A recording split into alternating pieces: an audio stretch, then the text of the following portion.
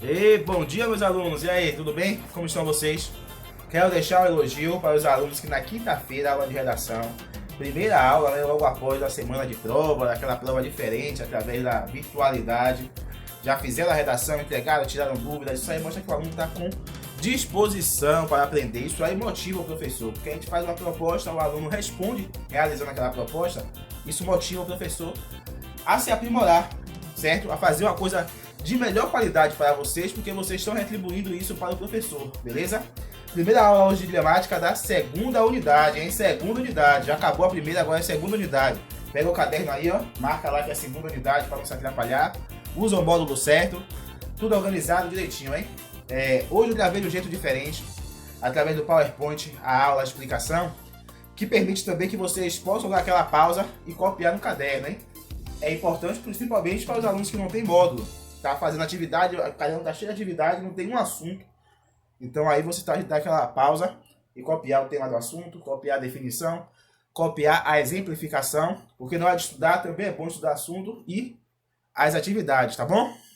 Vai rodar o vídeo aí. Depois vocês podem me dar o feedback, ó. Ah, professor, eu gostei. Ah, professor, não gostei, eu prefiro que você fale mais ou menos, não sei, vocês que vão me dizer. Cada um tem uma preferência, certo? Vai rodar o vídeo aí. Pessoal, vamos lá, queridos. Morfologia substantivo, página 10 do módulo de vocês. O nosso assunto, como já disse, substantivo, vamos analisar alguns pormenores, alguns critérios que podem gerar dúvida, mesmo em quem acredita que domina o conteúdo. Gênero do substantivo. Falou de gênero, estamos falando de masculino e feminino. Geralmente o substantivo vai ser classificado assim quanto a gênero. Ou será masculino ou será feminino. Mas existe também o comum de dois e existe também o sobrecomum. Vamos analisar o que é cada um desses dois. O substantivo comum de dois recebe essa classificação quando o gênero do substantivo é determinado por um artigo, numeral ou adjetivo. Então, pessoal, nesse caso aqui, vocês terão que observar qual a palavra que acompanha o substantivo. Se essa palavra for masculina, você vai perceber que o substantivo naquela situação se trata de um masculino. Se for feminina, se trata de um feminino. Vamos observar nos exemplos. Dentista. Dentista é um substantivo comum de dois. Por quê? Ele isoladamente não é possível perceber se se trata de um masculino ou de um feminino. Mas, ao fazer uso do artigo masculino, eu percebo que nessa situação o dentista é masculino.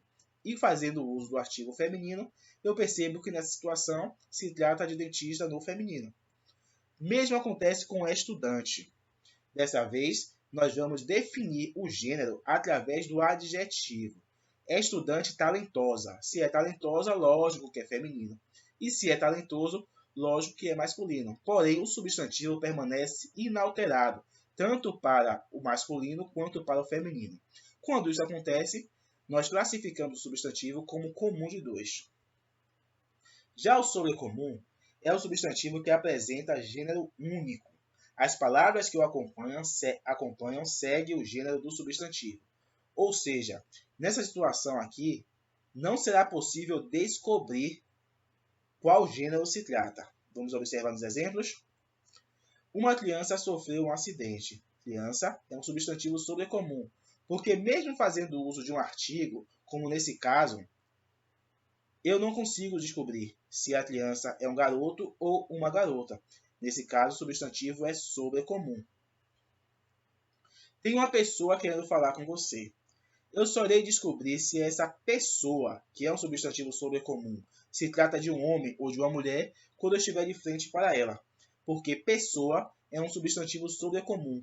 Através dele eu não consigo descobrir qual gênero. Acontece também com vítima.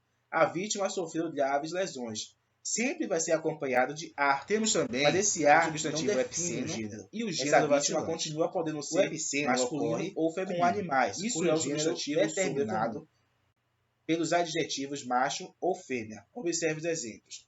Jacaré. Por não ter uma forma para o masculino exclusivamente ou para o feminino exclusivamente, dizemos jacaré macho quando se trata de masculino e jacaré fêmea quando se trata de masculino. Assim como barata, barata macho ou barata fêmea. Já o gênero vacilante ocorre quando o o gênero do substantivo não é assimilado pelos usuários do idioma. São palavras que geram dúvidas quanto se está se tratando de um masculino ou se está se tratando de um feminino. E por conta disso, muitas pessoas são levadas a pronunciar essa palavra acompanhada de artigos ou de adjetivos masculinos, sendo que ela é feminina. Vamos observar o exemplo. Ocorre com alface e couve. Algumas pessoas falam o alface ou couve, mas alface e couve são substantivos femininos. Devem ser precedidos do artigo feminino, a couve, a alface. Libido também cria uma dúvida por conta do O, que geralmente é a marca do gênero masculino, mas libido é um substantivo feminino. O mesmo ocorre com própolis. Pela sua terminação, gera dúvida se é masculino ou se é feminino. Então, algumas pessoas acabam falando o própolis, mas é a própolis. Vamos ao número do substantivo. Falou de número, nós temos o quê? Plural ou singular. Isso é fácil também, professor. Mas existem algumas situações que podem gerar dúvida, como, por exemplo, quando o substantivo é composto. Quando ele é composto com hífen e quando ele é composto sem hífen. Vamos observar? Sem hífen, existe uma regra geral em que deve-se respeitar as mesmas regras que regem substantivos simples. Porque a partir do momento que o substantivo é composto, mas não tem hífen, ele deve ser considerado um substantivo simples na sua classificação quanto ao número.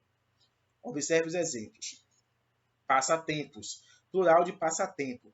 Por não ter hífen, eu respeito somente o colocar do S, transformando ele assim em plural. Mal-me-queres também, plural de mal-me-quer.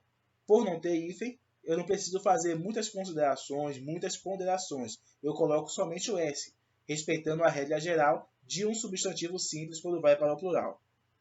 Já quando tem hífen, a regra geral é que você deve observar cada elemento isoladamente, reconhecer se ele é um verbo, reconhecer se ele é um substantivo, se ele é um adjetivo, e daí você vai transformar para o plural aqueles que podem ou que devem ser pluralizados. Como, por exemplo, cachorros quentes. Nesse caso, eu tenho um substantivo e um adjetivo. Então, eu posso colocar os dois para o plural. Já em beija-flores, eu tenho um verbo e tenho um substantivo. Então, eu coloco somente o substantivo no plural. Eu não vou transformar o verbo em plural, atribuindo somente o S. Agora vamos ao grau do adjetivo. Falou de grau do adjetivo, é o aumentativo e o diminutivo. Vamos ao aumentativo primeiro. Existem duas formas, pessoal, do aumentativo quando se fala de grau do adjetivo. Aquela mais básica, que vocês sabem que é só acrescentar um sufixo, como no caso de copo, vira copásio. Esse é o aumentativo chamado de sintético. Mas existe também o aumentativo analítico, que é realizado através de uma outra palavra. Exemplo, copo enorme ou copo grande. Isso aqui também é aumentativo, só que é o aumentativo analítico da palavra. O mesmo ocorre com o diminutivo. Teremos o diminutivo sintético, que ocorre em gota, que vira gotícula, e também teremos o diminutivo analítico, que é realizado quando coloco uma outra palavra. De gota, ficaria gota miúda ou gota pequena. Ok, pessoal? Foram esses pontos que eu gostaria de lembrar a vocês, de recordar, porque serão cobrados em avaliações, por mais que pareçam coisas fáceis, coisas que vocês já estudaram certamente, mas exige sempre um estudo, uma atenção, porque refrescar a memória também é bom, e pode ser exigido de uma forma um pouco mais pesada, que pode transformar esse assunto em algo mais complexo para vocês. Atividades para casa, olha só, é pouquinho, hein? Páginas 17, 18, 19 e 20. 4 páginas. Legal? Pessoal, aí vocês fazem em casa, certo? O que é que eu quero de vocês? Não precisa fazer pela manhã, com aquela pressa, dando prioridade a um professor, ou deixando de fazer o do outro. Essa semana eu vou fazer de português, mas próxima semana não vai dar para fazer de português. Eu vou dar prioridade a outro professor, porque é muita atividade de manhã. Não precisa disso, gente. Eu estou passando essa unidade, atividade para casa. Você pode pegar e realizar a página 17 e 18, que é uma interpretação de texto, hoje de tarde. Depois 19 e 20 você pode fazer na sexta-feira de tarde. E você deixa no seu caderno ou no módulo. E quando chegar no seu dia do dia da aula, na próxima terça-feira, você envia a foto. Bom dia, professor. Atividade de casa. E manda, tá bom? Pessoal, se tiver ficado ainda alguma dúvida, alguma coisa que vocês querem acrescentar, comentar comigo, já sabe, né? O WhatsApp, aqueles horários que nós temos, tá bom? Tchau, tchau, gente. Um abraço.